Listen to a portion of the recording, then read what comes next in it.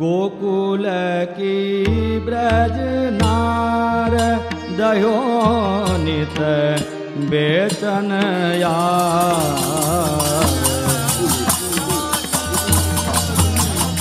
भूषण वीरसुरार पनयति परम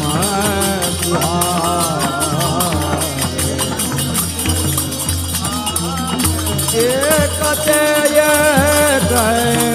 विराजही शोभा भरनीन जाई बनो कुंज फूलो सखी सो रंग रस धर्यो बनाई कहत नंद लादिलो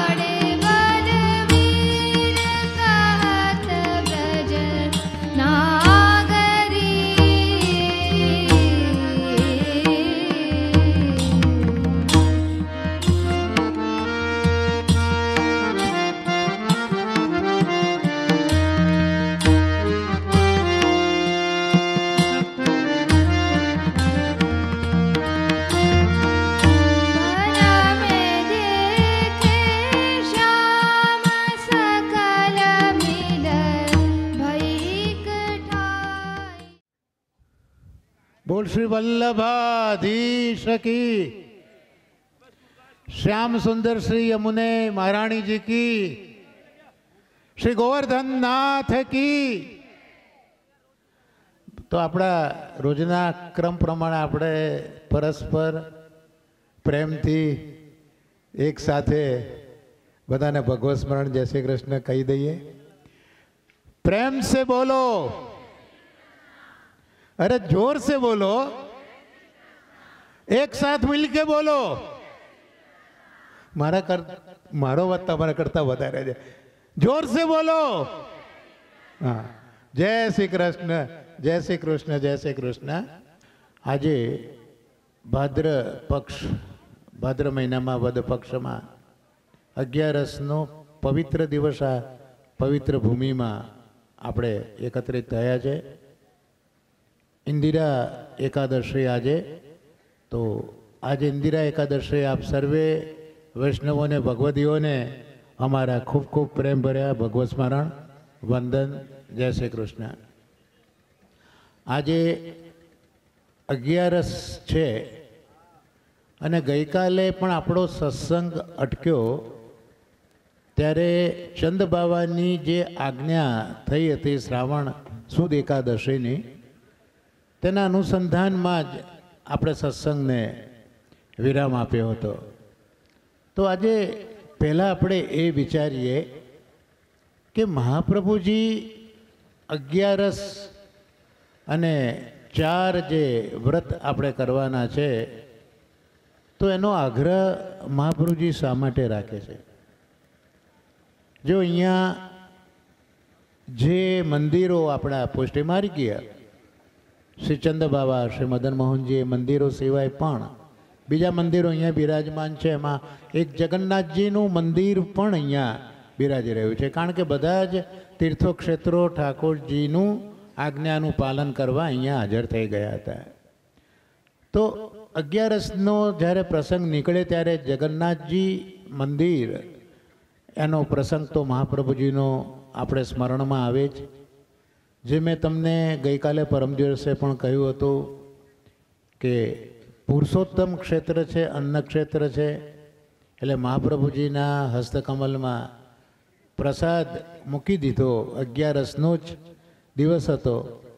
હવે પ્રસાદ જો ન લે તો પ્રસાદનો અનાદર થયો, અને જો પ્રસાદ લે તો 11 તો કરવાની છે, એ નિયમનું પાલન ન થયું તો કરવું શું?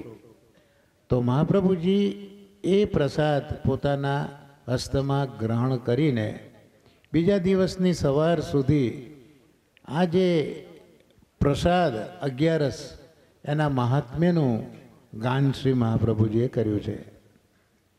તો આપણે એ 11 વિશે થોડોક વિચાર કરીએ, કારણ કે અત્યારના જે યુગ છે એ યુગ ખાસ કરીને આપણી જનરેશન, યંગ જનરેશન, એ દરેક વખતે પ્રશ્ન પૂછે છે વાય, અને દરેક વાયના જવાબ હોતા નથી, કારણ કે અમે તો નાની ઉંમરમાં જે સંસ્કારમાં ઉછર્યા છે ત્યાં અમારા દાદીમાં જે કહેતા એ અમે આંખો મીચીને એનું પાલન કરતા. મેં કોઈ દિવસ પૂછ્યું નથી કેમ.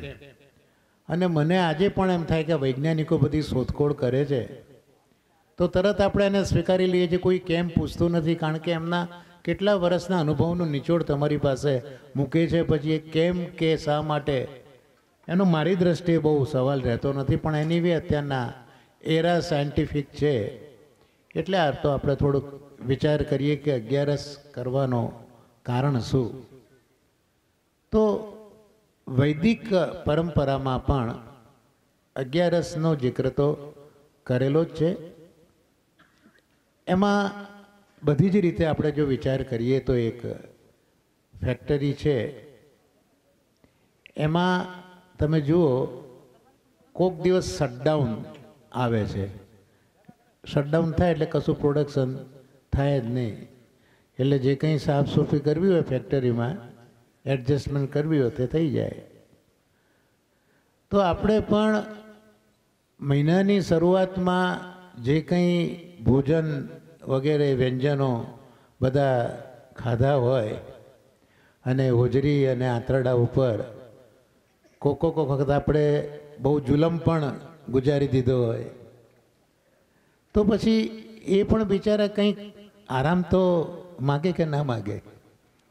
એટલે 11ના દિવસે આપણે એમને આરામ આપીએ કે ભાઈ ટેક રેસ્ટ, તમે પાછા સ્વસ્થ થાઓ, એટલે બાકીના 15 દિવસ તમે પાચનનું કાર્ય બરોબર કરજો. પણ શ્રી મહાપ્રભુજી આ 11ને પણ ઠાકોરજીની સેવામાં સાંકળવા માગે છે. આમ તો 11 માટે શાસ્ત્ર એવું કહે છે કે તમારાથી જરા પણ અનાજ લઈ શકાય નહીં. અને એમાં ભીમ 11 આવે ત્યારે તો જળ નિર્જળા એકાદશી, એ વખતે તો જળ પણ ના લેવાય, આવું શાસ્ત્ર કહે છે. પણ મહાપ્રભુજી એ વિચારે છે કે મારો વૈષ્ણવ છે એને 11 તો કરવાની છે, પણ સાથે સાથે ભગવદ સેવા પણ કરવાની છે. કારણ કે ભગવદ સેવા કરવી એ જ મારા વૈષ્ણવનું મુખ્ય કર્તવ્ય છે. એટલે હવે તમે જરા પણ ભોજન ન લો તો શરીરમાં ભગવદ સેવા કરવા માટે જે કંઈ શક્તિ જોઈએ એ શક્તિ તમને ઉપલબ્ધ થાય નહીં, માટે તમે સેવા બરોબર કરી ન શકો. એટલે આજ્ઞા કરી કે ભાઈ ફલાહાર તમે કરો. અને શાસ્ત્રો તો એવું કહેતા હતા કે એ દિવસે જો તમે વૃક્ષ ઉપરથી તમારી જાતે ફળ તોડો તો પણ એક જાતની હિંસા છે, એટલે એ હિંસા પણ થવી ના જોઈએ. એટલે વનવગડામાં જવાનું, વૃક્ષ ઉપરથી ફળ નીચે પડ્યું હોય તે લઈ અને તમે તમારું જીવન ચલાવો એ દિવસે, આવું શાસ્ત્રો કહે છે. એટલે ભગવદ સેવા, ભગવદ ગુણાનુવાદ માટે જે કંઈ એનર્જીની આવશ્યકતા છે એટલું તમે પ્રસાદ લો, એમ મહાપ્રભુજી સમજાવે છે. પણ હવે આપણે જોઈએ છે કે 11 રસના બદલે આપણે 11 પ્રકારના રસો એ થાળીમાં ભેગા કરી દઈએ છીએ અને ઉડતા આપણે વિચારીએ ક્યારે 11 રસ આવે, ક્યારે 11 રસ આવે એમ એવું આપણે વિચારતા થઈ ગયા છે. એટલે જે પ્રણાલીગત જે 11 રસ છે એ તો પ્રાય આપણા આચરણથી જોજન દૂર થઈ ગઈ છે. પણ આ એક તમે તમારા સ્ટમકને ઇન્ટેસ્ટિન્સને તમે આરામ આપો, એ ફેક્ટરીને આરામ આપવાનો એક આ હેતુ છે. અને મહાત્મા ગાંધીએ પણ પોતાની ઓટોબાયોગ્રાફી લખી છે, ત્યાં લખ્યું છે કે તમે એ જ્યારે બીમાર પડતા ત્યારે ઉપવાસ કરતા હતા, લાંઘણ કરતા હતા અને સારા થઈ જતા હતા દવા વગર. આવું મહાપ્રભુજીએ સત્યના પ્રયોગો ઓટોબાયોગ્રાફીમાં લખ્યું છે. એટલે આ બધી વિધાઓ તમારા શરીરને સ્વસ્થ રાખવા માટે ખૂબ જરૂરી છે. એવા પ્રમાણો આપણને મળે છે, પણ પ્રોવાઇડેડ એ એના નિયમ પ્રમાણે હોવું જોઈએ. અને આપણે ત્યાં આને કહ્યું ઉપવાસ. ઘણી વખત આપણે બધા શબ્દોને સમજ્યા વગર ઘણી વખત બોલતા હોઈએ. એટલે ઘણાના મોઢે એવું સાંભળવા મળે કે આજે અપવાસ છે, અપવાસ છે. દેટ ઇઝ નોટ અપવાસ, ઇટ ઇઝ ઉપવાસ. સંસ્કૃતમાં ઉપ એટલે નજીક અને વાસ એટલે રહેવું. તમે જો અપવાસ કરો ને તો અપ એટલે દૂર થઈ જાય, એટલે દૂર રહેવું એવો અર્થ નીકળે. તો અહીંયા કોની નજીક રહેવાનું છે? ઠાકોરજીની નજીક રહેવાનું છે. એટલે ઉપવાસ કરીને તમે ઠાકોરજીની નજીક રહો, એ અહીંયા આખો અર્થ છે. એટલે એક આપણે આધિ ભૌતિક અર્થ જોયો કે જે તમારી જીઆઈ સિસ્ટમ છે, પેટ છે, એને તમે એક જાતનો આરામ આપો છો. બીજો અર્થ તમે જુઓ તો પ્રભુની નજીક તમારે રહેવું છે. તો હવે પ્રભુની નજીક રહેવું છે તો તમારી 10 ઇન્દ્રિયો, 5 કર્મેન્દ્રિયો, 5 જ્ઞાનેન્દ્રિયો અને 11 મન, તો આ 11 પદાર્થો સાથે ઠાકોરજીની નજીકમાં વાસ કરવો, એનું નામ ઉપવાસ. જય વલ્લભ વિઠ્ઠલ ગિરધારી બલ્લવાધીશ કી. શરૂઆત થઈ રહી છે. આપ સૌની વચ્ચે આપના સૌના સરકાર, આપના લાડીલા આ યાત્રાના નાયક એવા પૂજ્યપાદ ગોસ્વામી કાકરોલી નરેશ તૃતીય ગૃહાધીશ ડૉક્ટર વાઘેશ કુમારજી મહારાજશ્રી પણ બિરાજમાન છે. અને આજે પણ તૃતીય ગૃહ અને સપ્તમ ગૃહનું એક શુભક મિલન આજે યોજાઈ રહ્યું છે. અને સપ્તમ ગૃહના ગૃહાધીશ પૂજ્યપાદ ગોસ્વામી શ્રી કલ્યાણરાયજી મહારાજશ્રી કે જેઓ નિત્ય લીલાસ્થ ઘનશ્યામલાલજીના તૃતીય આત્મજ શ્રી છે. અને આપ શ્રી કાશી કામવન ખાતે કાશીની મદન મોહનજી આપના માથે શ્રી બાલકૃષ્ણલાલજી પ્રભુ મદન મોહનજીના મંદિરમાં બિરાજમાન કાશી ખાતે છે. તો આપ શ્રી પણ આપની વચ્ચે ઉપસ્થિત છે. તો સૌ પ્રથમ આપણે એમનું અભિવાદન કરીએ અને માલાજી અર્પણ કરી તેમનું અભિવાદન કરીશું. સૌ પ્રથમ હું રાજુભાઈ ગાંધી, જે સેવા સમિતિમાં ખૂબ જ સુંદર સેવા આપી રહ્યા છે, શ્રી રાજુભાઈ ગાંધીને વિનંતી કે પૂજ્યપાદ આપના સરકારશ્રીને મહારાજશ્રીને માલાજી અર્પણ કરશે. રસોડાનું સુંદર કામકાજ સંભાળી રહેલા શ્રી અલ્પેશભાઈ દરજીને વિનંતી, શ્રી વલ્લભાધીશ કી જય. શ્રી અલ્પેશભાઈ દરજી મહારાજશ્રીને માલાજી અર્પણ કરશે. રાજેશભાઈ શાહ લાલાભાઈ પૂજ્ય વેદાંત બાવાશ્રીને માલાજી અર્પણ કરશે. હરેશભાઈ ગાંધી સિદ્ધાંત બાવાને માલાજી અર્પણ કરશે. જેમ યુવાનોના પ્રેરણા સ્ત્રોત એવા જેમને આપણે પૂર્વમાં પણ સાંભળ્યા હતા આજ સભા મંડપમાં, એવા દ્વિતીય યુવરાજ શ્રી સિદ્ધાંત બાવાશ્રી શ્રી વતનામૃત કરીને આપ સૌને એમની વાણીનો લાભ આપશે. સિદ્ધાંત બાવાશ્રી.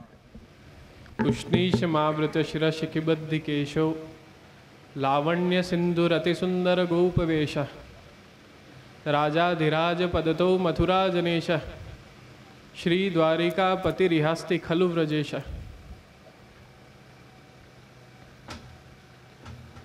मंच पर उपस्थित पूज्य कल्याण काका जी, पूज्य पितृचरण, पूज्य वेदांत बाबा, समुपस्थित विद्वद्गण અને ભગવદીય વૈષ્ણવજન, આપને જરા એક ઇન્ટ્રોડક્શન આપવામાં આવ્યું કે તૃતીય અને સપ્તમ ગ્રહનું મિલન. હું જરૂર કહેવા માગું છું કે એ શ્રી મહાપ્રભુજી તાજી સમયથી ચાલતું આવ્યું છે. એ શ્રી બાલકૃષ્ણજી અને ઘનશ્યામજી સમયથી ચાલતું આવ્યું છે. અને અમારા જેવા યંગસ્ટર્સ માટે આ ખૂબ જ આનંદનો વિષય છે કે ઘનશ્યામલાલજી તાજીના ઘરમાંથી અમારા બળા અહીંયા પધારે અને બિરાજે અને પ્રવચનનો આપણને લાભ આવે.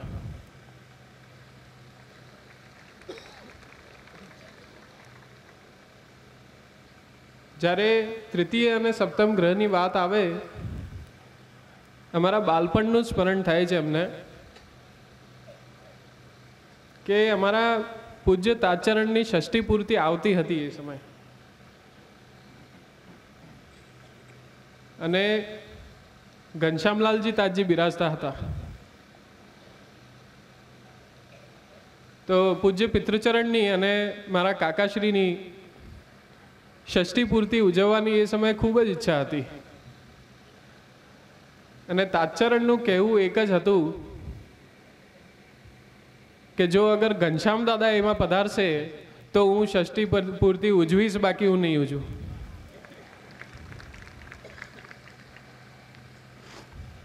એટલે સંપ્રદાયના એવા ઉદ્ભટ વિદ્વાન જેમને સાંપ્રદાયિક દિગ્ગજ કહી શકીએ, સંપ્રદાયનું આખું કાર્યભાર, સંપ્રદાયની આખી દિશા, જેમને આખો રથનું વહન કરીને અને એક દિશા આપી છે, એક નહીં અનેક વર્ષો સુધી, એમના સંબંધની અને સ્નેહની તો ક્યાં વાત કરી શકાય એવી જ છે. મને હજી બી ખ્યાલ છે કે તાજી કોઈ ગ્રંથનું અનુવાદ કરતા, કોઈ શ્લોક લખતા, કોઈ સ્તુતિ લખતા તો નિશ્ચિત રૂપે ઘનશ્યામલાલજી તાજીને ફોન કરીને તરત કોન્ટેક્ટ કરતા અને તરત એમને મોકલાવતા કે આપ આમાં જરા નજર કરીને કંઈ બી બદલાવ હોય, કંઈ ત્રુટિ રહી ગઈ હોય તો આપ જોઈને જરૂરથી મને કહેજો. અને ઘનશ્યામલાલજી તાજી એમની તો શું વાત કરીએ, રાગ ભોગ શ્રૃંગાર બધી જ વસ્તુમાં આપનું એટલું જબરદસ્ત અનુભવ હતું કે આખા વર્ષભરની કેવલ સપ્તમ ગ્રહની નહીં પણ પુષ્ટિ માર્ગના દરેક ગ્રહની સેવા, શ્રૃંગાર, ભોગ પ્રણાલી એમને આખી કંઠસ્થ હતી.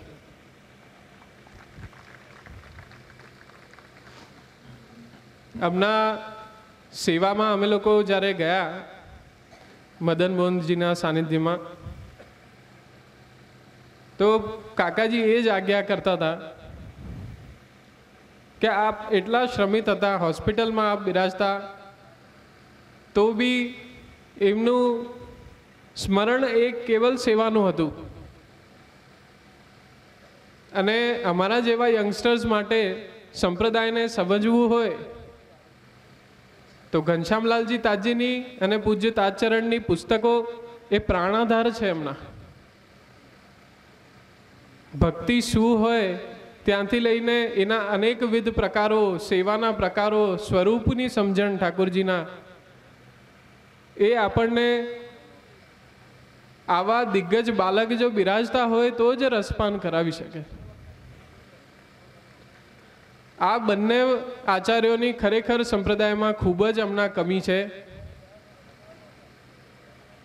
અને અમારા જેવા યંગસ્ટર્સને એક નવી સંપ્રદાયને જે દિશા આપવાનું એક કાર્યભાર આપે સોંપ્યું છે, એમાં આપનાથી જ શીખીને શ્રી યુગલ સ્વરૂપની કૃપાથી અને અમારા ઘરના બધા જ વડોની પ્રેરણાથી એવી રીતે જ સંપ્રદાયનું આગળ અમે લોકો બી વહન કરી શકીએ છીએ. એ જ આપ બધા જ પૂર્વજોના અને મોટા જે બિરાજે છે એમના ચરણોમાં વિનંતી છે.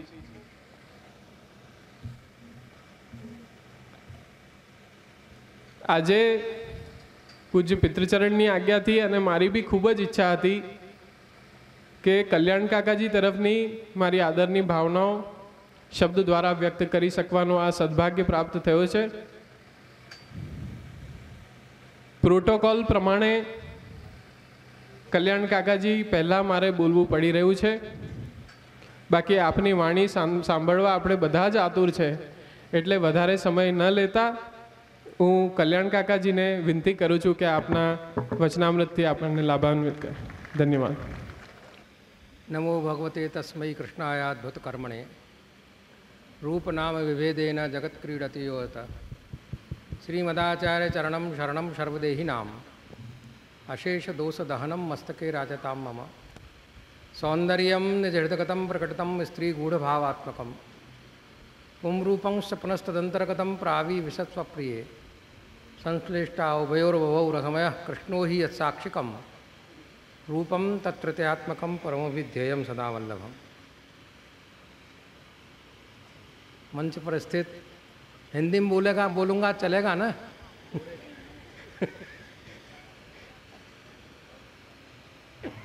परमादरणीय तृतीय पीठाधीश्वर श्री वागीश कुमार जी महाराज श्री, चिरंजीव वेदांत राजा, चिरंजीव सिद्धांत राजा एवं सत्संगानुरागी भगवत चरणारविंदानुरागी वैष्णववृंद, आज अपन लोगों को यहाँ कामवन में भगवत नाम गुणगान सत्संग करने का सौभाग्य प्राप्त हुआ है. मेरे पूर्व अभी बाबा ने बहुत सुंदर तृतीय घर का और सप्तम घर के विषय में बताया आप लोगों को. दोनों ही पूज्य आचार्य दोनों ही पधार गए और मैं तो कहूँ कि उन दोनों के कारण संप्रदाय में जगह खाली हो गई. दोनों ही अपने आप में ऐसे स्तंभ थे. अब मैं अपने पितृचरण की तो मैं बड़ाई करूं, लेकिन आपकी भी पितृचरण जो हैं वो भी उतने ही संप्रदाय के स्तंभ थे. दोनों का ऐसी ट्यूनिंग थी, दोनों दादाजी की और आपकी काका जी की, कि कोई भी चर्चा करनी हो तो एक दूसरे के विषय में एक दूसरे से चर्चा करके ही कोई निर्णय आप श्री लेते थे.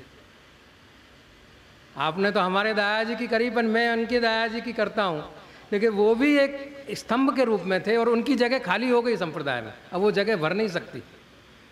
दोनों ही ऐसे आचार्य थे जिनको पूर्ण संप्रदाय का ज्ञान और ग्रंथों का ज्ञान और ऐसे मतलब उपस्थिति इतनी थी इनको कि कभी भी कोई भी वस्तु पूछें तो तुरंत अपन को जवाब मिलता था.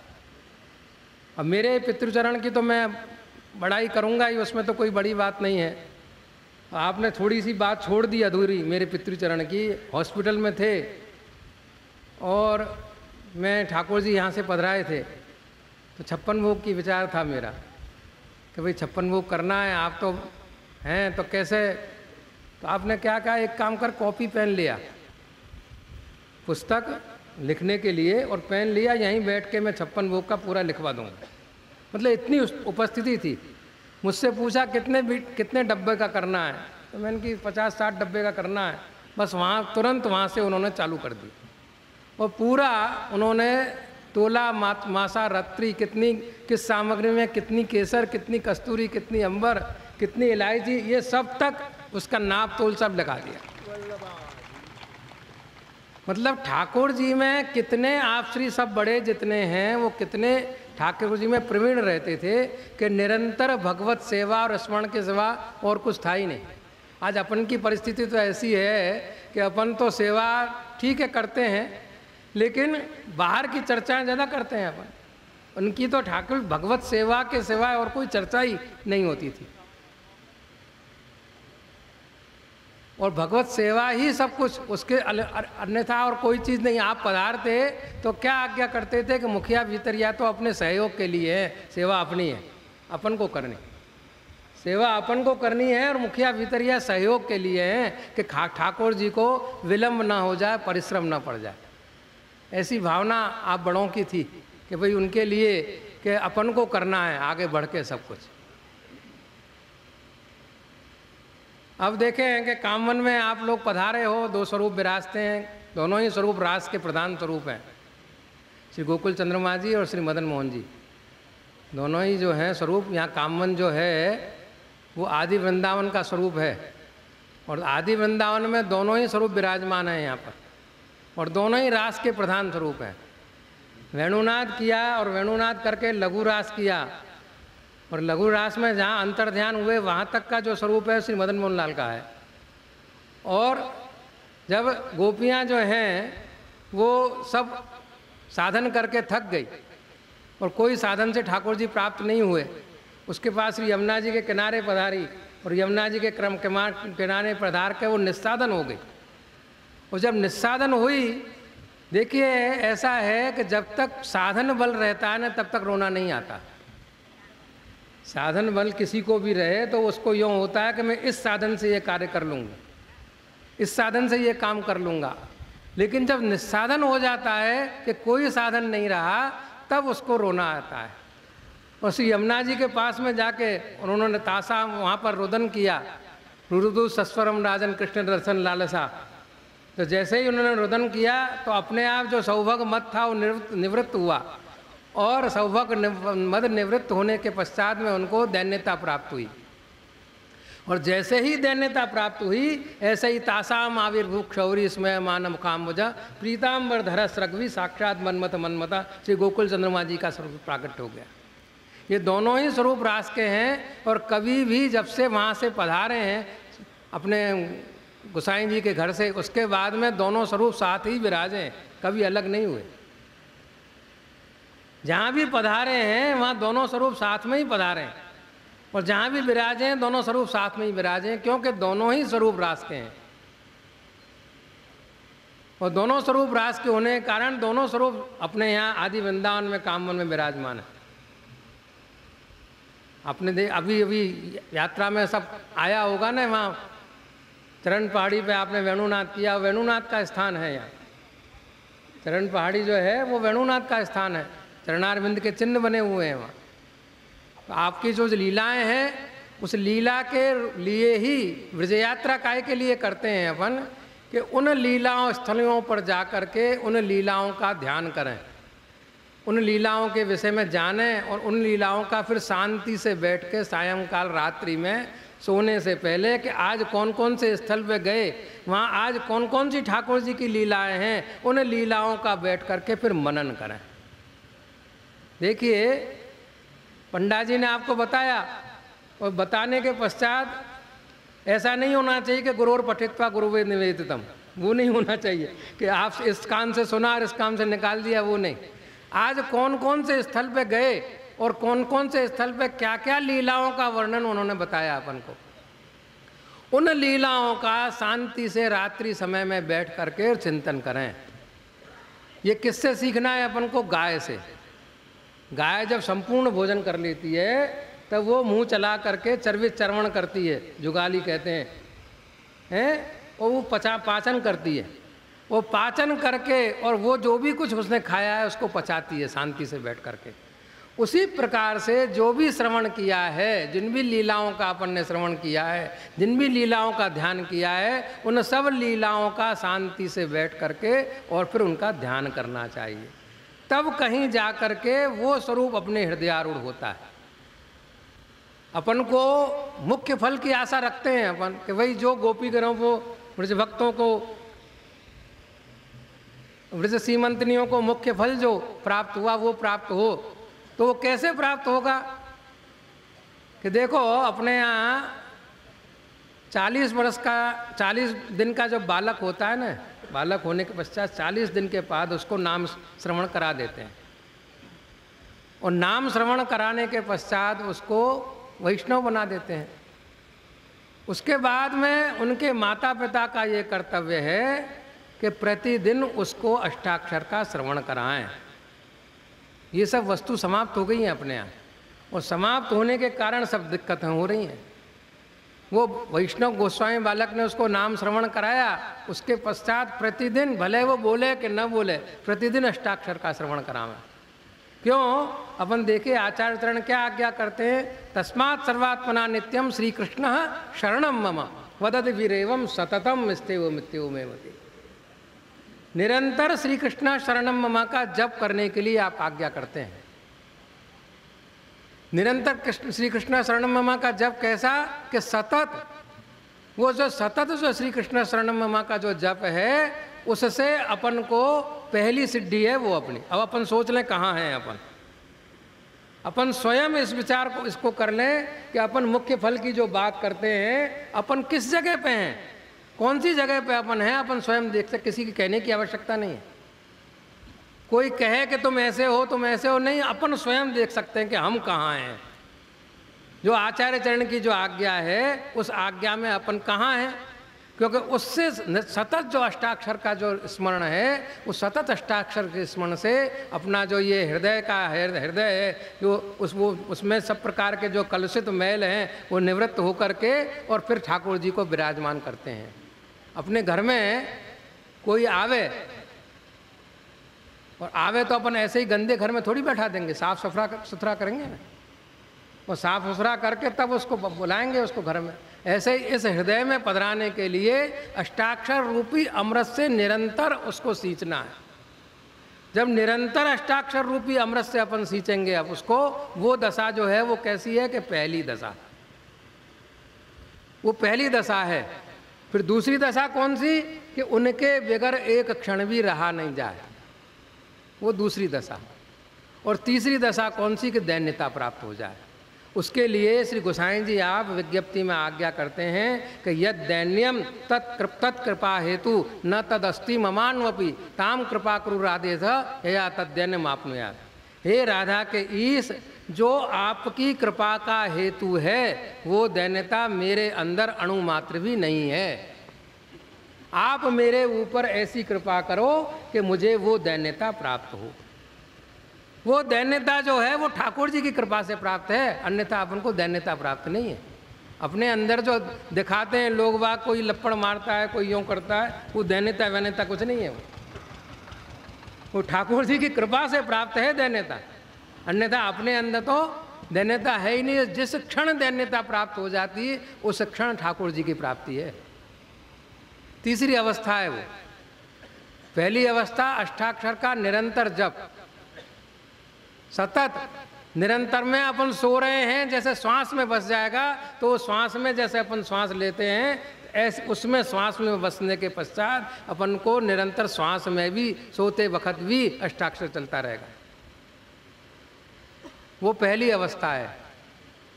देवकी नंदनाचार्य जी ताज जी हमारे निरंतर दाया जी आज्ञा करते थे कि सोने में भी निरंतर उनके श्वास में अष्टाक्षर चलता था। वो अवस्था देखिए आप कि उसमें अपन को ठाकुर जी से फिर कोई यूँ कहे कि कैसे हो सकता है, ये कैसे हो सकता है, तो उसके लिए ठाकुर जी से ही विनती अपन करें, श्री यमुना जी से विनती करें कि आप हमारे ऊपर ऐसी कृपा करो कि आपकी कृपा से निरंतर अष्टाक्षर चले। अब कोई पूछे कि भाई ऐसे कैसे हो सकता है, लौकिक में सब फंसे हुए हैं, तो आजकल के जो वो है ना कान में लगा के रखते हैं, वो दिन भर कान में गाने चलते रहते हैं, दिन भर वार्तालाप चलते रहते हैं। अब देखिए वो कोई भी काम करते होंगे ना, उनके गाने जो हैं उनके दिमाग में घूमते रहेंगे, चाहे काम चलता रहेगा, काम चलता रहेगा, लेकिन वो दिमाग चलता रहेगा वहाँ, उसका काम में कहीं अड़चन नहीं आएगी। जब एक वस्तु चल सकती है तो दूसरी भी चल सकती है, क्योंकि वो अपन को निरंतर मिल रहा है, निरंतर वो वस्तु अपन को प्राप्त हो रही है, वो दुस्संग अपन को निरंतर चारों बगल से अपन को मिल रहा है। तो चारों बगल का जो दुस्संग है उससे अपन को निवृत्त किसकी कृपा से होगा कि ठाकुर जी की कृपा से। ठाकुर जी की कृपा बगैर वो दुस्संग अपना निवृत्त नहीं हो सकता, क्योंकि अपन चाहें कि न चाहें वो तो आ ही रहा है सब बगल से। और आजकल के बच्चे तो 24 घंटा लगा के रखते हैं उसको। मैं थोड़ी देर लगाया, मेरा तो माथा दुखने लग गया मैं नहीं लगा सकता। तो कैसे वो उसको इतना सहन करते हैं, आश्चर्य है। लेकिन वही वस्तु अगर निरंतरता में लेनी है तो एक वस्तु जब अगर चल सकती है तो अपन कोई भी कार्य करें, लौकिक करें कि अलौकिक करें, अष्टाक्षर चल सकता है। एक वस्तु चल रही है, अपन रसोई बना रहे हैं या कुछ कर रहे हैं क्योंकि वो चीज़ अपन को मिल रही है तो निरंतर चल रहा है अपन को। तो उसके लिए अपन निरंतर ठाकुर जी को विनती करें, ठाकुर जी को प्रतिदिन अपन को विनती करनी है कि आप हमारे ऊपर ऐसी कृपा करो कि आपकी कृपा से ही मुझे ये प्राप्त होगा, अन्यथा अपन अगर करना चाहेंगे तो नहीं होगा। उनकी कृपा बल है, क्योंकि पुष्टि मार्ग में उनकी कृपा के बगैर कुछ नहीं है, ठाकुर जी की कृपा ही सब कुछ है। भगवत कृपा के बगैर अपने यहाँ कुछ भी नहीं है। उनसे विनती करेंगे अपन तो वो अपन की अवश्य ही विनती सुनेंगे और निरंतर अष्टाक्षर अपन का स्मरण चलेगा। जिस दिन से अपन का चालू हुआ उस दिन से सवेरा, जब से चालू किया तभी से, चलो इतना दिन समय अपने बिगड़े पर विनती करें, आप कृपा करो, आपकी कृपा से सब कुछ है, तो अपन के ऊपर कृपा कर दें ठाकुर जी।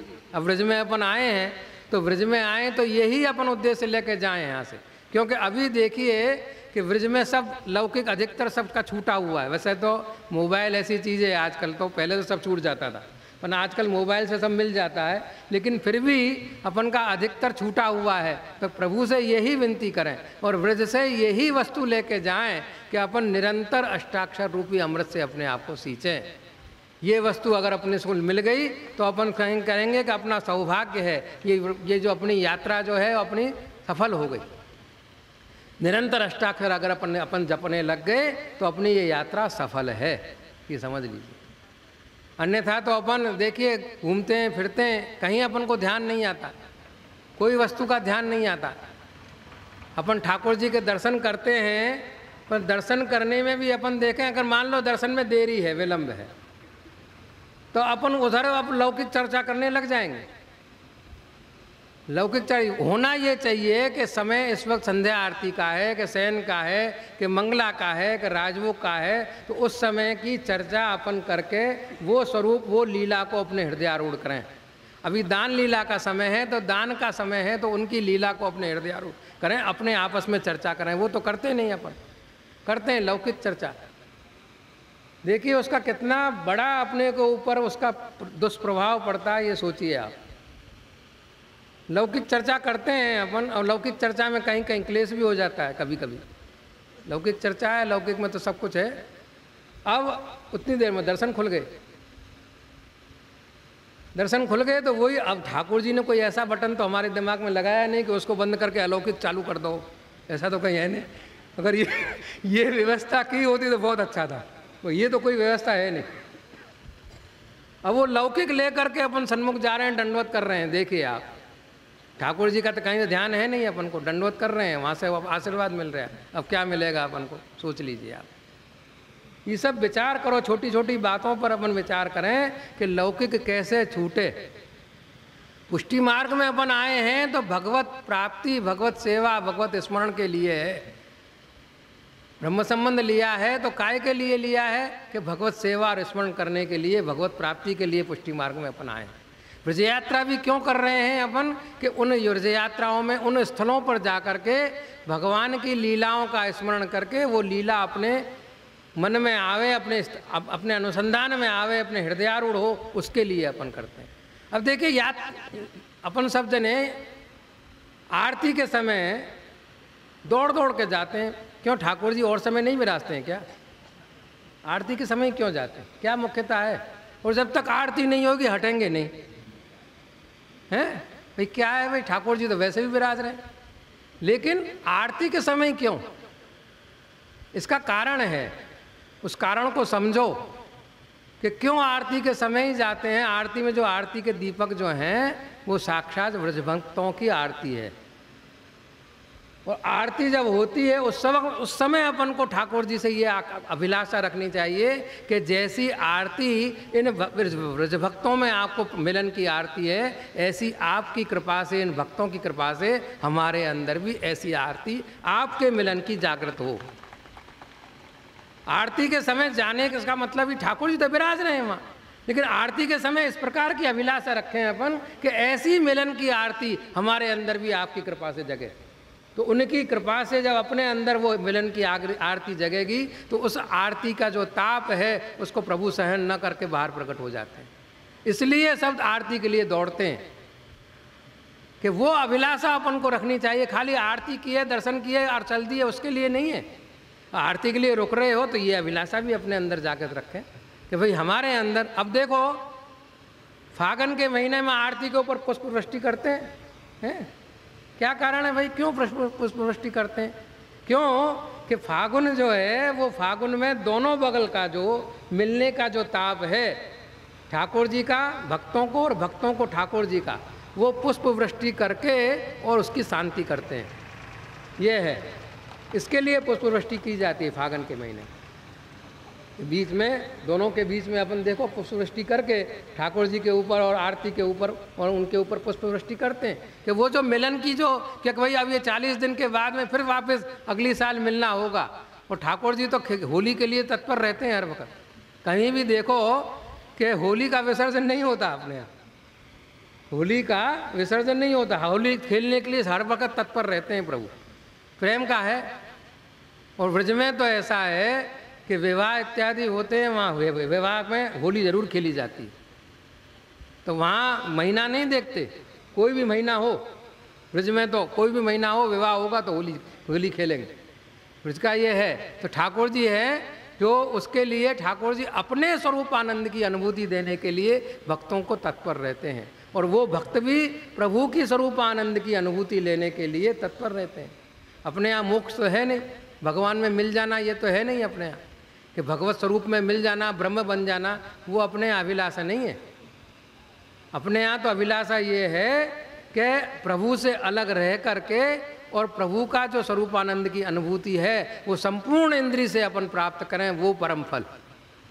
भगवान में मिल जाना, मोक्ष प्राप्त करना, वो परम फल नहीं है। फिर कैसा भगवत स्वरूपानंद की अनुभूति है वो अपन को प्राप्ति नहीं होगी, फिर तो ब्रह्म बन गए।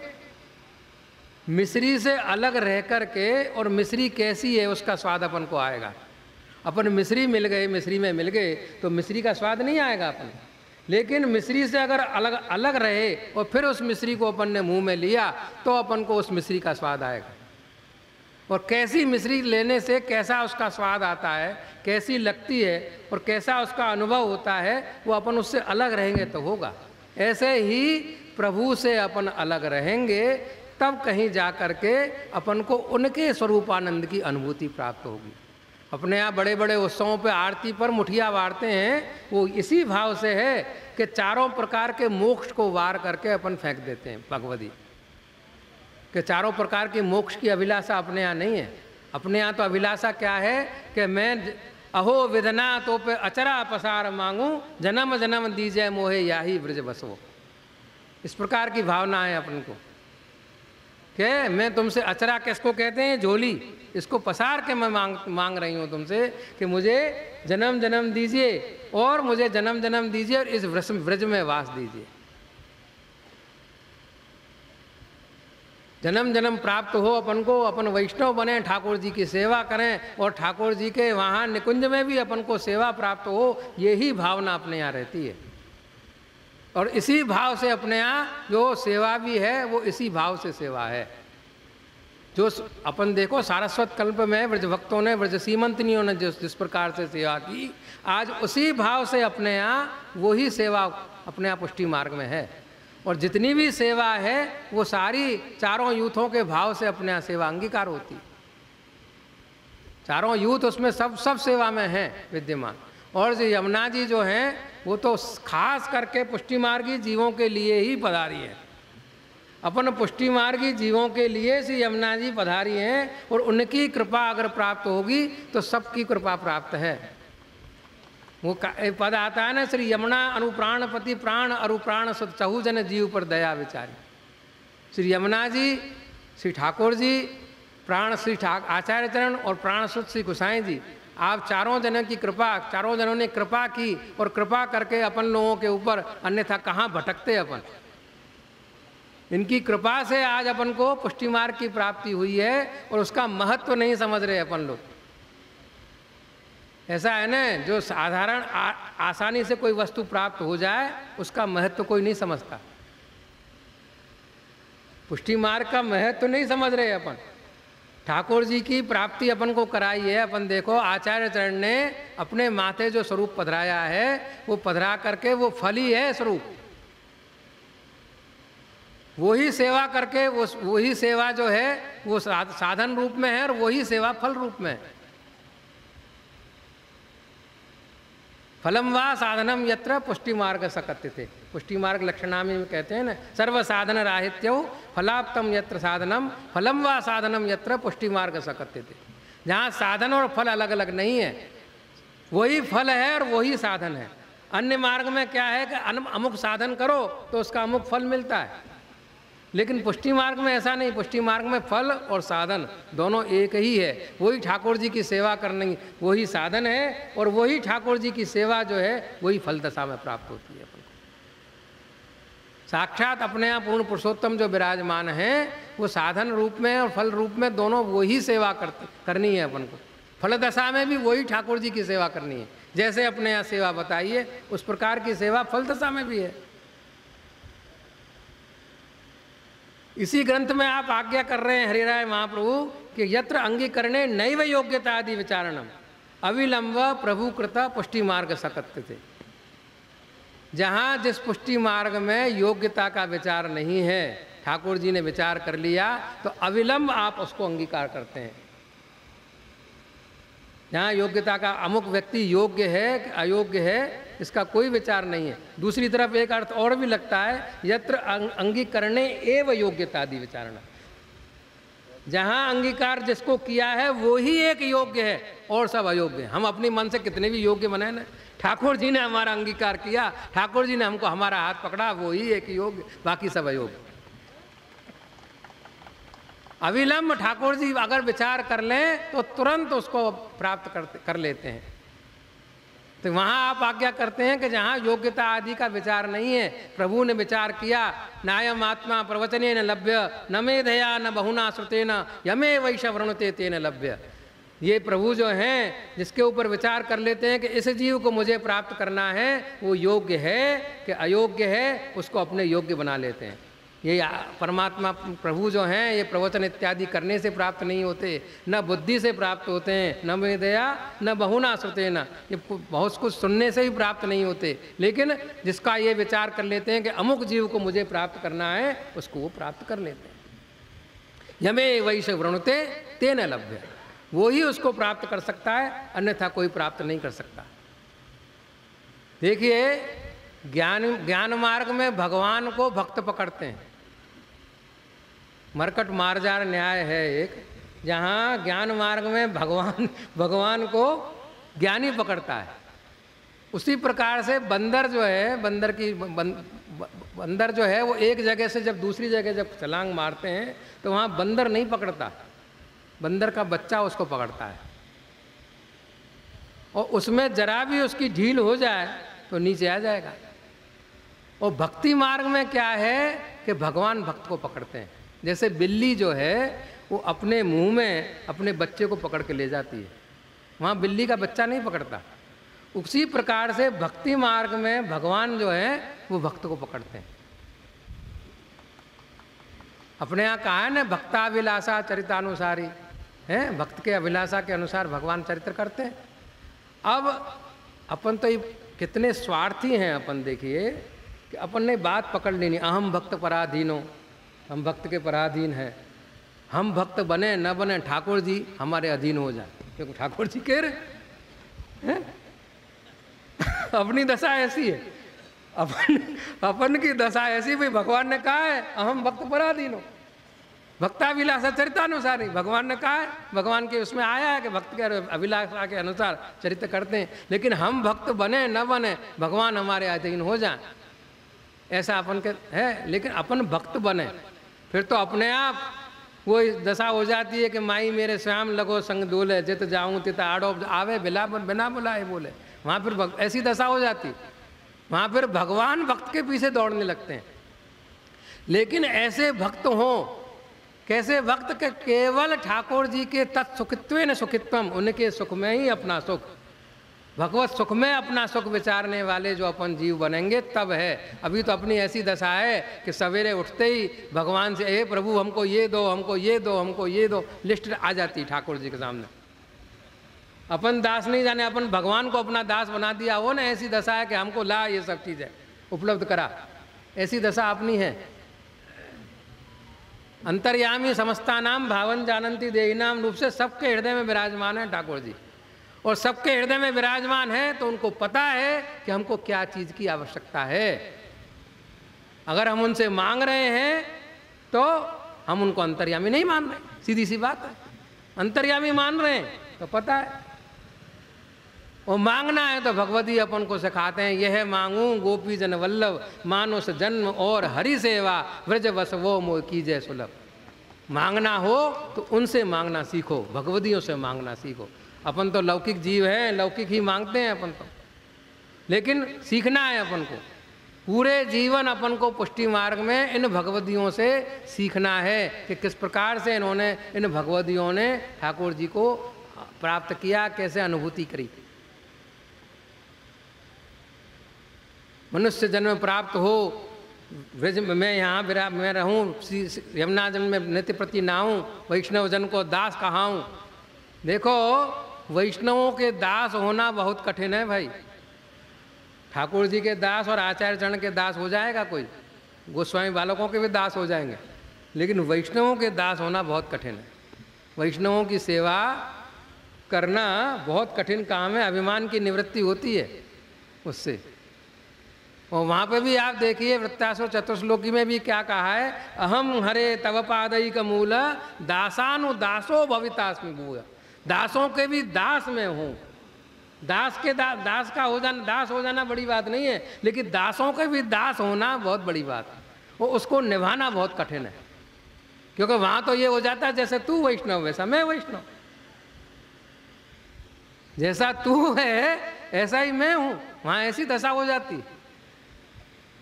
और अभिमान की निवृत्ति तभी होती है कि जब अपन दासों की दास की सेवा करें, तब जाकर के अभिमान की निवृत्ति। क्योंकि अभिमान भगवान किसी का भी रहने नहीं देते, कोई भी हो चाहे। यशोदा जी को जब तक था कि मैं इनको बांध लूंगी, तब तक बंधे नहीं ठाकुर जी। ऐसे ही ब्रज भक्तों को सौभाग्य मत हुआ, वैसा भक्त नहीं, बस सौभाग्य मत। तो हम कितनी भाग्यशाली हैं, कितनी सौभाग्यशाली हैं कि आज प्रभु हमको प्राप्त हुए। ठाकुर जी तुरंत अंतर्ध्यान हो गए। ऐसे ही अपन देखें कि कहीं भी अभिमान जिसको होता है वहाँ ठाकुर जी दूर भाग जाता है। अभिमान किसी का भी रहने नहीं देते। तो ऐसी अपने ऊपर कृपा करें कि अभिमान की निवृत्ति हो, और ठाकुर जी की सेवा हम किस भाव से कर रहे हैं, अपना प्रयोजन क्या है, ये विचार करके करना। अगर प्रयोजन बदल गया, ठाकुर जी प्राप्ति के लिए प्रयोजन नहीं रहा, और प्रयोजन अपना ये हो गया कि लोग वाहवाही करें, अरे बहुत बड़े वैष्णव हैं, बहुत बड़े भगवती हैं, इस प्रकार की अगर भावना रही, ऐसा अगर प्रयोजन से करेंगे तो जैसे रेल में अपन जब जाते हैं तो कब पटरी बदल जाती है खबर नहीं पड़ती है भीतर बैठने वाले। अपन तो समझ रहे हैं अपन जा रहे हैं सीधे, लेकिन कब वो पटरी बदल गई अपनी अपन को पता नहीं पड़ता। अपन को जब जैसे ही अपना भावना बदली, जैसे ही अपना से वो बदला, वैसे ही वहाँ पटली बदल जाती है। फिर अपन को लगता ये है कि अपन ठाकुर जी से दूर पास जा रहे हैं, लेकिन अभिमान आएगा। जैसे ही अपना नाम बढ़ेगा, लोग बात अपनी ओ आज तो बहुत बड़े भगवती हैं, बहुत अच्छे हैं, बहुत ये हैं, बहुत वो है, तुरंत अभिमान बढ़ेगा। अभिमान बढ़ेगा तो क्रोध आएगा। देखिए ये इसकी सीढ़ियाँ हैं, फिर एक एक अभिमान आएगा तो क्रोध आएगा, वहाँ फिर उसको तुरंत अपने मान सम्मान पे ठेस लगने लगेगी। तुरंत क्रोध आएगा तो फिर वहाँ पे क्लेश होगा। एक एक पटरी बदलती चली जाएगी और अपन ठाकुर जी से उतने ही दूर होते चले जाएंगे। और वहाँ अपन देखें अभिमान की निवृत्ति होगी, दैन्यता आएगी, क्लेश की निवृत्ति होगी, ऐसे ही अपन धीरे धीरे ठाकुर जी की तरफ बढ़ेंगे। तो अपन सेवा कर रहे हैं, स्मरण कर रहे हैं, कीर्तन कर रहे हैं, भगवत नाम कर रहे हैं, सत्संग कर रहे हैं, वहाँ अपन को इस प्रकार की भावना रखनी है कि उद्देश्य अपना क्या है, इस पर पहले विचार कर लें। अगर अपना उद्देश्य बदल जाएगा तो कब पटरी चेंज हो जाएगी अपन को पता नहीं लगेगा। उद्देश्य के ऊपर ध्यान रखें कि अपन को अपने यहाँ आचार्य चरण ने बताया है कि इस मार्ग का, आचार्य चरण के मार्ग का अनुसरण करके और फिर भगवत प्राप्ति करनी है। जे जन शरण आए अनुसर ही गही सोपत श्री गोवर्धन नाथ। शरण में आने के पश्चात आचार्य चरण के मार्ग का जो अनुसरण करते हैं, ऐसे जीवों के लिए कहा है कि गही सोपत श्री गोवर्धन नाथ। आगे कहा है परम उदार चतुर चिंतामणि। अब देखिए चिंतामणि और चतुर चिंतामणि में क्या भेद। चिंतामणि ऐसी है, कल्प वृक्ष ऐसा है कि उसके सामने जो वस्तु मांगो वो मिल जाती। वो ये विचार नहीं करती कि इसमें इसका भला है कि बुरा है। उसके सामने आपने मांगा धन मिल जाए, धन मिल जाएगा, और वस्तु मांगी और वस्तु मिल जाएगी। उसके सामने अगर ये दिमाग में आया कि कहीं से आके शेर खा जाएगा, जरूर खा जाएगा। और अपने ठाकुर जी और महाप्रभु जी गोसाई जी जो हैं वो उनके लिए चतुर चिंतामणि कहा है। वो विचार करते हैं कि इसमें भक्त का भला है कि बुरा है। भक्त तो अपनी जीव बुद्धि से कुछ भी मांगे, लेकिन उसका भला नहीं है उसमें तो नहीं देते। चतुर चिंतामणि इसीलिए कहा है उनको। आप देखो वो नारद जी की एक वार्ता आती है ना, नारद जी गए थे विवाह करने के लिए ठाकुर जी से। आप वो तो बहुत प्रसिद्ध वार्ता है, सबों को मालूम होगा हैं। तो नारद जी गए ठाकुर जी से मांगने के लिए कि भाई विवाह करना है मुझे। अब ठाकुर जी ने विचार किया कि ये तो एक क्षण के लिए भी कहीं रहते नहीं हैं, और विवाह कर लेंगे तो दोनों ही दुखी हो जाएंगे। भक्त हैं ठाकुर जी के, बहुत बड़े भक्त हैं, निरंबर नारायण नारायण करते हैं, बहुत बड़े भक्त हैं। तो ठाकुर जी ने विचार किया कि अगर इनका विवाह हो गया तब तो बड़ी मुश्किल हो जाएगी, दोनों ही दुखी हो जाएंगे। अभी माया के कारण ये इनको हो रहा है, माया के वश में हो करके। तो नारद जी ने क्या मांगा था? हरि का रूप मांगा था। देखिए अब हरि शब्द के बहुत से अर्थ हैं। हरि का एक अर्थ है सिंह, एक अर्थ है बंदर वानर, एक अर्थ है महादेव जी, एक हरि ठाकुर जी। जो हरण करे उसका नाम हरि। सिंह प्राणों का हरण करता है, इसके लिए उसका नाम हरि। बंदर अपने यहाँ तो बहुत बंदर हैं, उठा के ले जाते हैं, उनको भी हरि कहते हैं। महादेव जी प्राणों का हरण करते हैं, उनका नाम भी हरि। और भगवान भक्तों के कष्टों का हरण करते हैं, इसलिए उनका नाम भी हरि। अब हरि का रूप मांगा उनसे, तो भगवान ने विचार किया कि भाई हरि का रूप मांगा है तो बंदर का रूप दे दिया। उनका अच्छा भला सोच करके देखो कि भाई इस भक्त का भला होगा। चतुर चिंतामणि और चिंतामणि में कितना अंतर है देखिए आप। प्रभु जो हैं वो विचार करते हैं कि ये तो अपनी लौकिक बुद्धि से कुछ भी मांगता है, कुछ भी मांगेगा, लेकिन इसके सुख है कि इसमें इसका भला है कि बुरा है, उसका भला विचार करके और उन्होंने बंदर का रूप दे दिया। भले ही उनका विवाह नहीं हुआ, उसके बाद में श्राप दिया, वो सब बातें अपने आप में अलग है, लेकिन उन्होंने विचार किया और विचार करके और उन्होंने उनके सुख का विचार किया आगे। तो ठाकुर जी तो अच्छा ही विचारते हैं, आचार्य चरण अच्छा विचारते हैं। अपन तो लौकिक बुद्धि से कुछ भी मांगते रहते हैं, लेकिन अपन को पुष्टि मार्ग में अपन हैं, तो पुष्टि मार्ग का अपना क्या कर्तव्य है? अनुसरण करना, आचार्य चरण के मार्ग का अनुसरण करना, उस पर विचार करना है। उस पर विचार करके और फिर अपन को भगवत सेवा और स्मरण के माध्यम से, निरंतर अष्टाक्षर जप के माध्यम से भगवत प्राप्ति का मार्ग अपन के यहाँ बताया है। अपन देखें कि अपने यहाँ कीर्तन साहित्य में ऐसे सुंदर सुंदर सब भाव हैं कि अगर केवल शब्दार्थिक समझ में आ जाए तो दुनिया भर की सब चीज़ छूट जाएगी। दुनिया भर का सब कुछ छूट जाएगा, केवल शब्दार्थ की बात कर रहा हूँ मैं आपको। आजकल दान के दिन चल रहे हैं, दान के दिनों में देखें कि ठाकुर जी ने दान मांगा है, तो जैसे जैसे जो जीव हैं उनसे उस प्रकार से मांगा है जी ठाकुर जी ने दान। तामस जो भक्त हैं उनसे जबरन मांगा है, राजस भक्त हैं उनसे राजसी भाव से मांगा है। एक पद में आता है वर्णन कि मेरी इंद्री में हीरा लगे हुए हैं, एक भी हीरा अगर गिर जाएगा तो तेरी सारी गायों का मोल है, उसमें राजस है उनको, तो उसमें ठाकुर जी ने उस प्रकार से मांगा है, राजस दिखा करके अपना। तामस भक्त हैं उनसे जबरी मांगा है। और अपन देखें कि कृपा अवलोकन दान देरी महादानी वृषभान कुमारी, इसमें देखो ठाकुर जी जो निर्गुण जो भक्त हैं उनसे आपने चरण स्पर्श करके मांगा है। गोविंद प्रभु या चरण चरण परस करी कहो याचक को सम्मान दे। तो जैसे जैसे जो जीव हैं उनसे उस प्रकार से आपने दान मांगा है ठाकुर जी ने। तो दान लीला में भी अपन देखेंगे, तो दान लीला के प्रसंग में भी अपन देखो कि गोपियाँ कहती हैं आपसे कि गोरे नंद यशोदा गोई तुम याही ते सांवरे लाल ऐसे लक्षण पाए। नंदराय जी भी गोरे और यशोदा जी भी गोरी हैं, तुम्हारे ऐसे लक्षण हैं इसीलिए तुम कारे हो। अब ठाकुर जी श्याम क्यों, ये एक प्रश्न है कि ठाकुर जी श्याम थोड़ी हैं, क्यों हैं श्याम ठाकुर जी? कारण क्या है कि एक अब माधुर्य एक तो बहुत है ठाकुर जी के अंदर। कैसा माधुर्य मैं बताता हूँ आपको कि एक कटोरे में जल लिया अपन ने और उसमें एक मुट्ठी शक्कर अपन ने डाली, फिर 2 मुट्ठी डाली, फिर 3 मुट्ठी डाली, फिर 4 मुट्ठी डाली। जैसे जैसे माधुर्य बढ़ेगा ऐसे ऐसे उसमें श्यामता बढ़ेगी, हैं? एक कारण तो ये है। दूसरा आप देखिए, इसी में ठाकुर जी आप बता रहे हैं कि मन मेरो तारे न बसे। अब तारे क्या है? ब्रज भक्तों की जो आँख की जो कीकी है ना, ब्रजभाषा में उसको आँख का तारा कहते हैं। उन ब्रज भक्तों की आँख की श्याम कीकी में आप उनका मन विराजमान है। और अंजन की रेख, उन भक्तों ने आपको प्रेम के अंजन से बांध रखा है। चोखी प्रीत हिय में बसे मेरो याही ते सांवल बेग।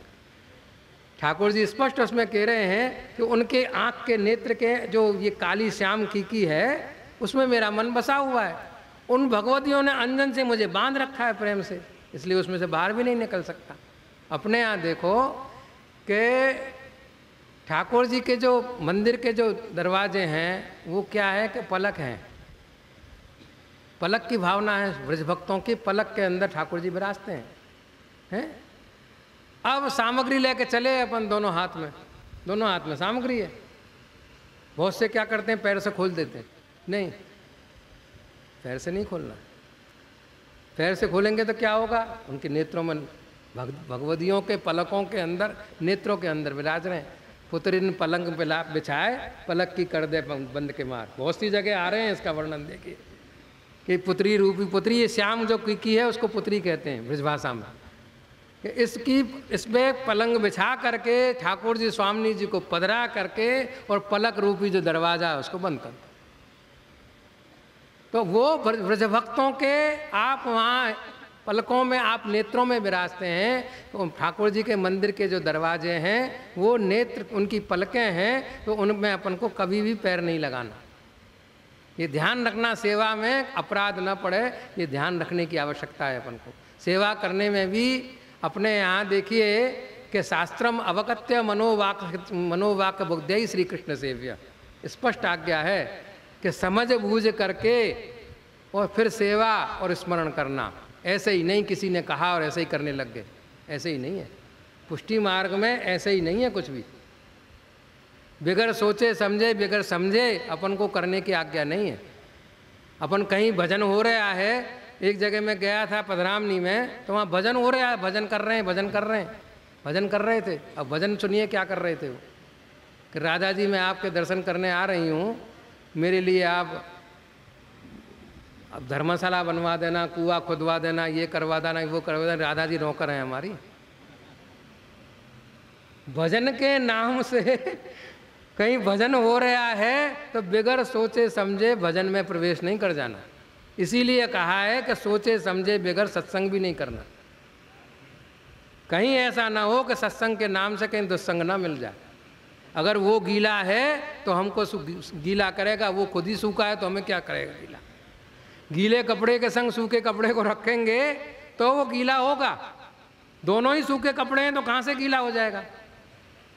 तो ऐसे ही विचार आचार्य चरण का मार्ग का अनुसरण करें, ऐसे ही कहीं भजन हो रहा है, कहीं कीर्तन हो रहा है, उस पर विचार करें, सत्संग हो रहा है, उस पर विचार करें कि क्या कर रहे हैं, वास्तविकता में वो सत्संग है कि नहीं है। नहीं है तो वहाँ नहीं जाना, नहीं है तो ऐसा भजन सुनने की आवश्यकता नहीं। अपने अष्टाक्षरों की अष्टसखाओं की वाणी ऐसी है कि उस पे आगे सब कुछ फेल है, दुनिया की सब चीज़। देखो एक पद मेरे स्मरण में आ रहा है, ठाकुर जी के पास में स्वामी जी पधार रही हैं, तो ब्रज भक्त उनके संग में जो पधार रही हैं ललिता जी, और वो आप आज्ञा करती हैं कि प्यारी पग हौले हौले धर, जाते तेरे नूपुर न बाजहीं, जागत ब्रज को लोग नाहिन सुनाए वे योग, हाहारी हटीरी नैक मेरो कहो कर। देखिए यहाँ भक्त भगवान को कह रहा है। देखिए सबसे बड़ी बात यह है कि भक्त भगवान को कह रहा है। स्वामी जी जल्दी जल्दी पधार रही हैं और स्वामी जी को कह रही हैं वो कि हे प्यारी, मुझे मालूम है कि आप जो हैं उन एक ठाकुर जी के बगैर एक क्षण के लिए भी रह नहीं सकती, इसलिए आप धीरे धीरे पधारो। काहे के लिए कि आपने अपने चरणारविंद में नूपुर धरा रखे हैं और बिछिया धरा रखी हैं, आपने बाजूबंद धरा रखे हैं, उनमें घुंघरू लगे हुए हैं, कटिपेश धरा रखा है, क्षुद्र घंटिका धरा रखी है, उसमें घुंघरू लगे हुए हैं। तो आप जल्दी जल्दी पधारोगे तो सब बजेंगे, और बजेंगे तो सबको खबर पड़ जाएगी। तो नाहिन सुनाए वे योग, ये सबको सुनाने योग नहीं है। हाहारी हटीरी नैक मेरो कहो कर, हे आप हट छोड़ करके थोड़ा सा मेरा कहा कहो। अब देखिए आगे की लाइन में क्या कहते हैं कि ज्योनो बन बीथन मांझ सघन कुंज की परछाई, त्योनो मुख ढांक चल कुमर रसिकवर। अब आप देखिए कि यहाँ अंधेरा है और ये लाइट सब कर दो बंद। अब इस लाइट बंद करने के बाद में मैं अपना मुंह ढके के खोले, क्या फ़र्क पड़ता है अंधेरे में। लेकिन वो क्या कह रही हैं कि ज्योनो वन वीथन मांझ सघन कुंज की परछाई, जब तक आप वन वीथन के अंदर सघन कुंज की परछाई में अंधेरे में पधार रही हैं, तब तक आप अपना मुखारबिंद ढक लो। अब अंधेरे में चल रही हैं, मुखारबिंद ढकने को कह रही हैं। क्यों? क्योंकि स्वामी जी के मुखारबिंद पर करोड़ों चंद्रमाओं से भी अधिक तेज है। तो जब तक आप अंधेरे में पधार रही हैं, वन वीथन के अंदर पधार रही हैं, तब तक आप अपना मुखारबिंद ढक लो, तो किसी को पता नहीं चलेगा कि आप पधार रही हैं। और जब आप बाहर वन वीथन के बाहर पधार जाओ तो चंद्रमा का प्रकाश और आपका प्रकाश एक हो जाएगा, तब मुखारबिंद खोल लेना। त्यों लो मुख ढांक चल कुंवर रसिक वर। नंददास जी का पद है, नंददास प्रिय प्यारी छिनहु न होत न्यारी, सरद उजियारी तामे मैं कहूँ सोकर। नंददास जी का पद है ये। अब नंददास जी का पद है, उसमें कह रहे हैं कि नंददास, मैं जानती हूँ कि आप एक क्षण के लिए भी ठाकुर जी से अलग नहीं रह सकती। छिनहु न होत न्यारी और शरद उजियारी, शरद की उजियारी रात्रि है, मैं जान रही हूँ कि आप उनके बगैर एक क्षण भी नहीं रह सकते। इसमें आप मेरा कहना इतना मानो। भक्त भगवान को कह रहा है, भक्त जो है वो भगवान को कह रहा है। ठाकुर जी की मिलन की अभिलाषा निरंतर भक्तों को बनी हुई है। इनसे अपन को सीखना है, इनसे अपन को सीखना है कि कैसे प्रभु के लिए निरंतर मिलने की उनकी अभिलाषा रहती है, कैसे प्रभु से मिलने जाएं, कोई कौन से कारण से मिलने जाएं। अब सवेरे सवेरे कोई मेरे यहाँ आ जाएगा या आपके यहाँ कोई आ जाएगा तो पूछेंगे ना क्यों, कैसे आए। पूछने आप सीधी सी बात है, सवेरे सवेरे तुम क्यों आए हो भाई, क्या कारण। तो उसमें भी वो लौकिक बताती हैं कि आप अपने लाला का मुखारबिंद दिखा दो हमको। कल मैं मुख देख करके दधी बेचने गई थी, तो जाते ही गयो बेचा बेकाई, जाते ही मेरा बिक गया और दिन ते दोनों लाभ भयो, घर काजर बचिया। लौकिक दिखा रही है, देखिए सीखना है इन सब चीज़ों से अपन को। लौकिक दिखा करके अलौकिक कर रही है वो। आइए ठाकुर जी के दर्शन करने के लिए, लेकिन बता क्या रही है कि लाल को मुख देखन को आई, काल मुख देख गई दधी बेचन, जाते ही गयो बिचाई। लौकिक बता रही है कि भाई लौकिक बता है, तो मैं तो आपके मुखारबिंद देख करके गई थी, तो जाते ही मेरा दही बिक गया। और सबसे ज़्यादा लाभ मुझे ये हुआ कि दिन ते दोनों लाभ हो, घर जा गई तो मुझे मेरी काजर वाली जो गाय है उसने बचिया दी नहीं।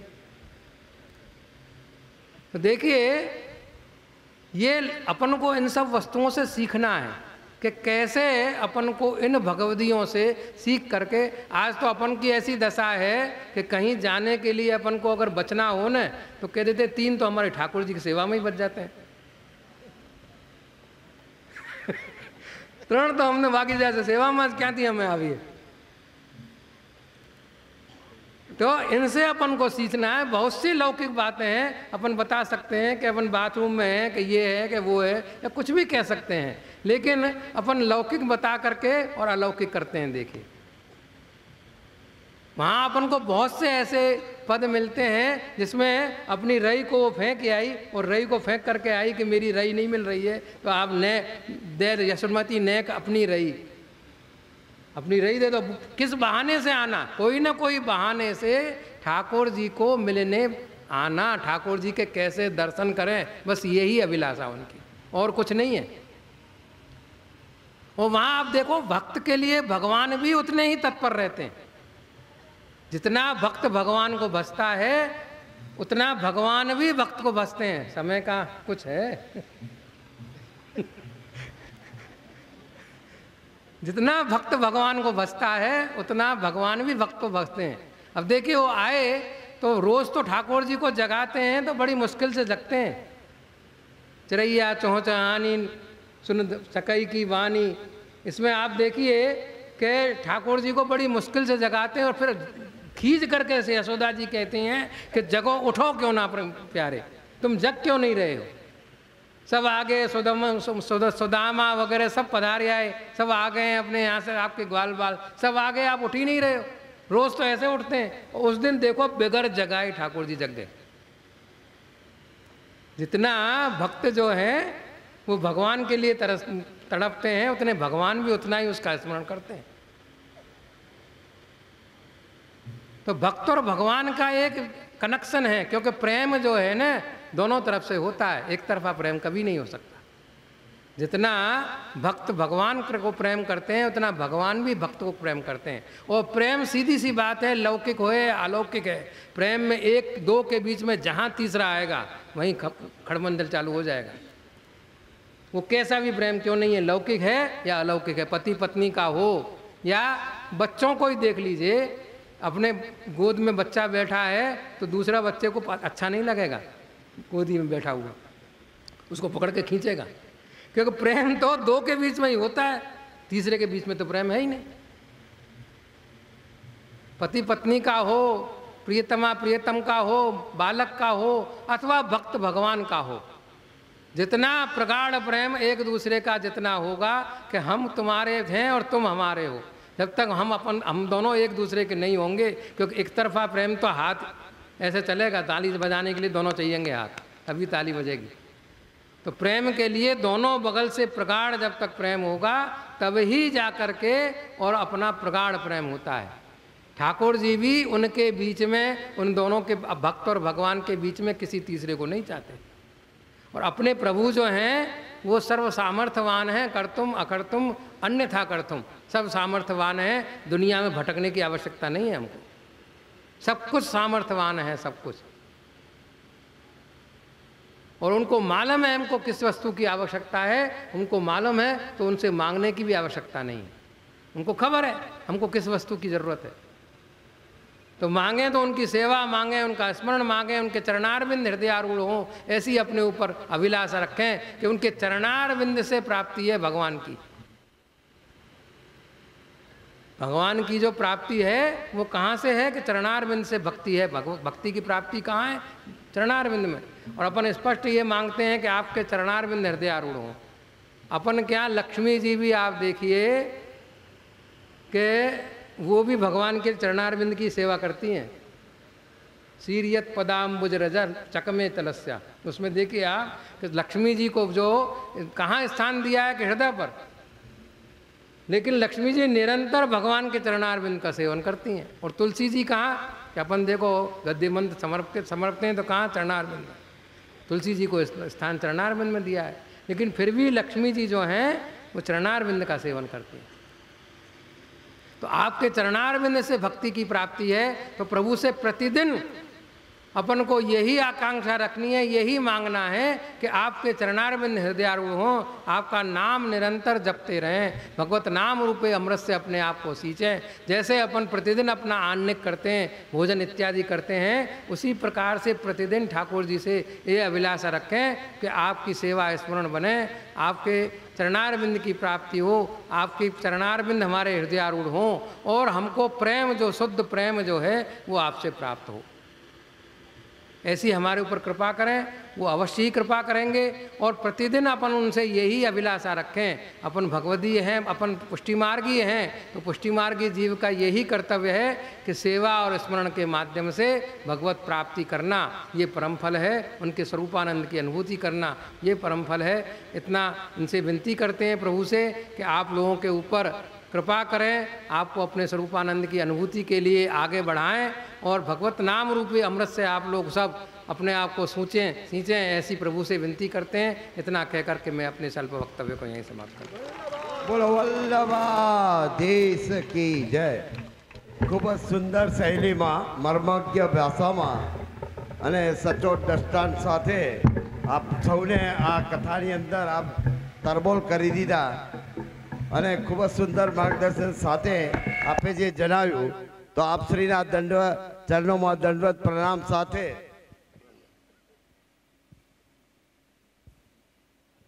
આપના માટે એટલું જ કહેવાય कि आए वो हमारी महफिल में कुछ इस तरह, आए वो हमारी महफिल में कुछ इस तरह कि हर तरफ चांद तारे झिलमिलाने लगे। देखकर दिल उनको झूमने लगा कि सबके मन जैसे खिलखिलाने लगे और आपके वतन अमृत से सबके मन भी झिलमिलाने लगे। अपना चरणों में दंडवत प्रणाम साथे आज आप पुष्टि सभा समाप्त करिए जे। बोलो वल्लभाधीश की जय। रासलीलाનો હવે પૂજન થશે। તૃતીય પીઠ અને સૌ વૈષ્ણવ વતી સપ્તમ પીઠના પૂજ્યપાદ કલ્યાણાજી મહારાજશ્રીને સૌ વૈષ્ણવ વતી દંડવત પ્રણામ।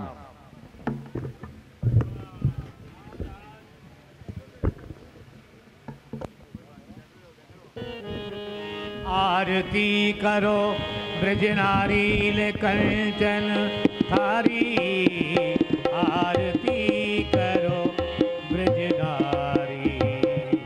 आरती करो ब्रजनारी कंचन थारी, आरती करो ब्रजनारी। भावना भक्त की ज्योति अनमोल प्रेम के मोती, भावना भक्ति की ज्योति अनमोल प्रेम के मोती। रस गुंजन सा भर झारी अति सुकुमारी, आरती करो ब्रजनारी। आरती करो ब्रजनारी कंचन थारी, आरती करो ब्रजनारी। कुंडल छवि मोर मुकुट की, चल चल चितवन नट खट की। कुंडल छब मोर मुकुट की, चल चितवन नट खट की। चंद्रिका चमक रही न्यारी नीलांबर सारी, आरती करो ब्रजनारी। वो चंद्रिका चमक रही न्यारी लीलांबर साड़ी, आरती करो ब्रजनारी। घनश्याम नंद के लाला पहरे पट पीत रसाला, हो घनश्याम नंद के लाला पहरे पट प्रीत रसाला। सब सोहे भान दुलारी राधिका प्यारी, आरती करो